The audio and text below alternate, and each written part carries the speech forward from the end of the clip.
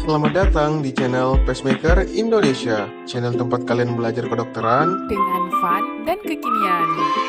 Ayo dukung channel kami dengan subscribe dan klik lonceng di sampingnya. Tonton sampai habis, jangan sampai ketinggalan. Bismillahirrahmanirrahim. Assalamualaikum warahmatullahi wabarakatuh. Seperti biasa, sebelumnya marilah kita berdoa terlebih dahulu agar apa yang kita dapatkan dapat memberi manfaat ke depannya. Amin ya rabbal alamin. Nah, selanjutnya kita akan membahas kelanjutan daripada pembahasan kita sebelumnya, yaitu acute coronary syndrome. Nah, sebelumnya kita telah membahas tentang patogenesis dan tanda dan gejala.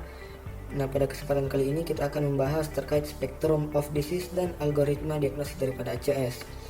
Nah, sekedar mengingatkan kapan kita katakan ACS jika terdapat 4 gejala ini. Yang pertama, adanya angina atipikal yang lebih dari 20 menit, angina awitan baru atau de novo, angina yang stabil atau progresivitasnya semakin lama semakin meningkat atau yang bisa kita sebut sebagai crescendo, dan angina pasca infark. Nah, kapan kita sebut sebagai angina atipikal jika terdapat jika memenuhi 3 dari 3 kriteria. Dalam hal ini adanya nyeri substernal atau substernal chest pain sebelah kiri, memberat dengan aktivitas dan membaik saat diberikan nitroglycerin. Nah, selanjutnya yang pertama kita akan membahas tentang spectrum of disease. Nah, di sini teman-teman bisa lihat differential diagnosis atau tabel perbedaan daripada spektrum penyakit dari ACS berdasarkan nyeri yang memperingan, biomarker perubahan segmen ST pada EKG, dan persentase oklusinya. Nah, pada asimptomatik CAD biasanya tidak dapatkan nyeri, biomarker tidak dapatkan peningkatan, tidak dapatkan perubahan segmen ST, dan oklusinya kurang dari 50%. Sedangkan untuk angina stabil, dia nyeri dan membaik saat istirahat, dan nyerinya saat beraktivitas, dan oklusi yang terjadi pada angina stabil sekitar 70-80%. Dan untuk ACS dalam hal ini angina stabil atau unstable angina, NSTEMI dan STEMI, biasanya pasien merasakan nyeri pada saat beristirahat dan tidak membaik saat beristirahat ya. Dan untuk biomarker biasanya pada NSTEMI dan STEMI didapatkan peningkatan biomarker. Nah, pada grafik ini teman-teman bisa lihat untuk yang biru-biru ini yaitu CKMB, dia terjadi peningkatan di awal-awal, namun dia juga cepat mengalami penurunan. Sedangkan pada troponin ini dia juga meningkat di awal, namun penurunan kadarnya lebih lama daripada CKMB, sehingga troponin atau troponin T lebih bagus digunakan sebagai biomarker jantung daripada CKMB. Namun di sini teman-teman perlu ketahui bahwa yang pertama kali meningkat pada biomarker jantung ini ada yang kita sebut sebagai mioglobin. Nah, mioglobin ini yang paling pertama meningkat daripada enzim-enzim atau marker-marker yang lain, namun dia juga cepat mengalami penurunan. Selanjutnya spesifik pada pemeriksaan EKG yaitu segmen ST, perubahan pada segmen ST yang kita ketahui untuk STEMI mengalami peningkatan dan NSTEMI dia mengalami depresi segmen ST. Nah, di sini teman-teman bisa lihat perbedaan daripada gambaran EKG yang terjadi pada angina yang stabil, angina yang tidak stabil, NSTEMI dan STEMI. Pada angina yang stabil biasanya didapatkan gambaran EKG yang normal, namun pada angina yang tidak stabil dan NSTEMI biasanya didapatkan gambaran EKG yang mirip. Namun pada angina yang tidak stabil biasanya cenderung mengalami didapatkan EKG yang normal, dan pada NSTEMI cenderung didapatkan inverted T atau gelombang T yang terbalik ataupun depresi segmen ST. Sedangkan pada STEMI biasanya didapatkan gelombang T yang tinggi atau T-tall dan didapatkan ST elevasi.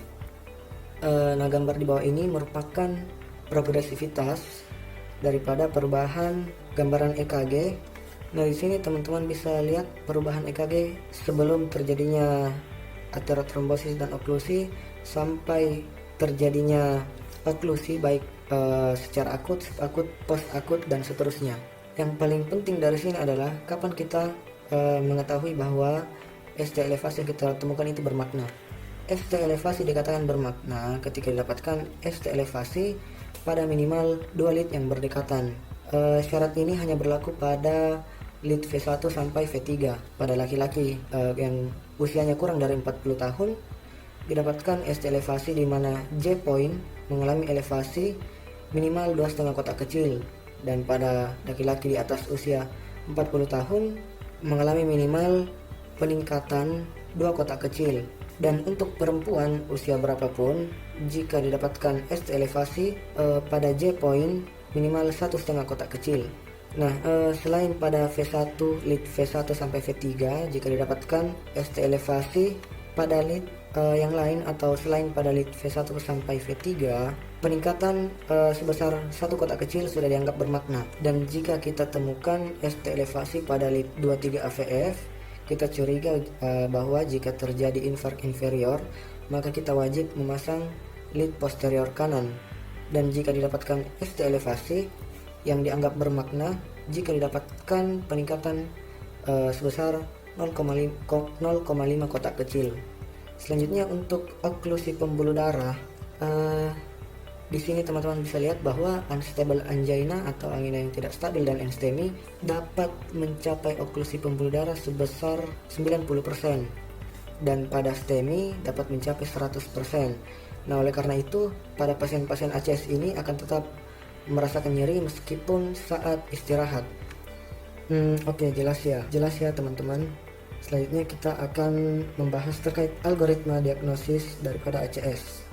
Nah, untuk algoritma diagnosis ini, jika didapatkan pasien dengan chest pain, kita harus melakukan pemeriksaan EKG dan interpretasi kurang lebih 10 menit. Nah, jika didapatkan ST elevasi atau LBBB atau RBBB, maka kita bisa menentukan pasien sebagai NSTEMI dan kita harus melakukan evaluasi untuk menentukan terapi reperfusi. Namun jika tidak dapatkan ST elevasi, maka kita harus melihat apakah ada ST depresi, T inverted atau gelombang T yang terbalik, dan kita harus melakukan pemeriksaan biomarker, dalam hal ini troponin. Jika positif, maka pasien bisa ditegakkan sebagai NSTEMI, dan jika negatif, kita harus melihat onset nyerinya. Jika kurang dari 6 jam, kita harus memantau atau melakukan observasi selama 3 jam. Nah, dengan tujuan saat kita melakukan pemeriksaan troponin, kadar troponin telah mencapai puncaknya seperti yang telah kita jelaskan pada gambar sebelumnya. Kemudian jika didapatkan hasil pemeriksaan troponin yang positif, kita bisa tegakkan sebagai NSTEMI. Nah, kalau hasil pemeriksaannya negatif bagaimana? Di sini kita harus curiga apakah pasien ini angina pectoris tidak stabil atau unstable angina pectoris. Oleh karena itu, kita harus melakukan stress test, dalam hal ini exercise atau latihan treadmill atau stress test yang lain dengan menggunakan obat-obatan. Jika positif, kita bisa tegakkan sebagai OAP. Dan jika hasil stress testnya negatif, kemungkinan pasien ini bukan pasien ACS. Atau mungkin onset nyerinya lebih dari 6 jam dan pada saat itu pasien sudah bebas nyeri atau GRACE skornya kurang dari 140, kita bisa mempertimbangkan untuk melakukan stress test.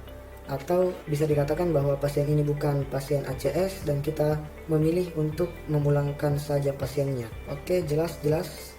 Nah, setelah kita melakukan diagnosis kerja sebagai ACS, kita dapat memberikan tata laksana awal. Nah, di sini ada beberapa tata laksana awal untuk ACS. Untuk semua pasien ACS, kita harus melakukan tirabaring. Kemudian dapat memberikan terapi farmakologi yang kita kenal dengan singkatan MONA atau Monaco. Nah, terapi ini tidak semua kita berikan pada pasien. Yang pertama untuk morfin hanya diberikan pada pasien yang tidak merespon terhadap pemberian nitrat sebanyak 3 kali pemberian. Nah, jika kita telah memberikan nitrat sebanyak 3 kali pemberian dan tidak memberikan respon, kita bisa memberikan morfin. Selanjutnya untuk oksigen, hanya kita berikan pada pasien dengan saturasi oksigen kurang dari 90%. Nah, yang wajib kita berikan adalah nitrat. Dan pemberian nitrat ini secara sublingual bisa diulang per 5 menit. Di samping itu, kita juga wajib memberikan yang diberikan adalah dual antiplatelet. Dalam hal ini adalah aspirin dan clopidogrel. Aspirin yang dapat kita berikan sebanyak 100 mg sampai 300 mg per oral untuk loading dose, atau jika tidak memungkinkan diberikan secara per oral, dapat diberikan dengan dosis 75 sampai 250 mg secara intravena. Kemudian diikuti dengan dosis maintenance sebanyak 75 sampai 100 mg per hari. Oleh karena sediaan aspirin yang ada di Indonesia adalah 80 mg, untuk memenuhi dosis loading dose-nya kita dapat memberikan sebanyak 2 tablet. Dan untuk pemberian clopidogrel untuk dosis loading dose kita dapat memberikan sebanyak 300 mg per oral, diikuti dengan dosis maintenance dengan dosis 75 mg per hari. Karena sediaan clopidogrel yang ada di Indonesia 75 mg dan dosis yang diharapkan sebesar 300 mg, maka untuk loading dose makanya kita berikan sebanyak 4 tablet. Namun untuk pasien di atas 75 tahun, untuk dosis loading dose-nya kita berikan 75 mg dan diikuti dengan maintenance dengan dosis 75 mg per hari. Nah, ini adalah tabel golongan obat-obat yang dapat diberikan pada pasien-pasien ACS. Yang pertama, untuk terapi anti-iskemik kita dapat berikan beta blocker, nitrat, dan maupun CCB. Untuk terapi antitrombotik ada 2, yaitu agen antiplatelet dan antikoagulan. Di sini agen antiplateletnya kita bisa berikan aspirin, P2Y12 inhibitor, dalam hal ini adalah clopidogrel, dan GP2B3A inhibitor. Dan untuk antikoagulannya ya bisa dilihat di tabel. Selain itu, sebagai terapi tambahan kita bisa berikan statin dan ACE inhibitor.